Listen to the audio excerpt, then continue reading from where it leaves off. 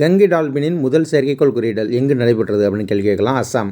Gangas river dolphin tagged for the first time in India.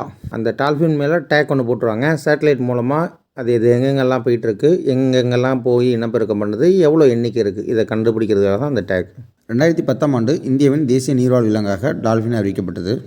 யானை இந்தியாவோட தேசிய பாரம்பரிய விலங்காக 2010 அறிவித்தாங்க. 10 டன் யானை, ஏன்னா 10 டன் வெயிட் இருக்கும் அப்படின்னு நான் ஞாபகம் வச்சுக்குவேன். அஸ்ஸாமின் மாநில நீர்வாழ் விலங்காகவும் இந்த கங்கை நதி டால்பின் தான் இருக்குது.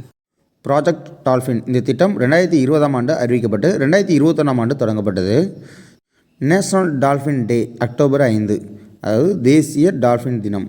கங்கை டால்ஃபின் சரணாலயம் இது விக்ரமசிலா கங்கை டால்ஃபின் சரணாலயம்னு அழைக்கப்படுது. இந்தியாவிலேயே டால்ஃபினுக்காக சரணாலயம் ஒன்று தான் இருக்குது. அது இதுதான். இது பீகார் மாநிலத்தில் இருக்குது. 1991 தொடங்கப்பட்டது.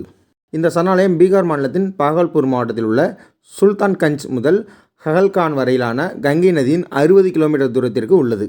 கங்கை நதி டால்பின் ICUN சிவப்பு பட்டியலில் அழிந்து வரும் உயிரினங்களாக வகைப்படுத்தப்பட்டுள்ளன.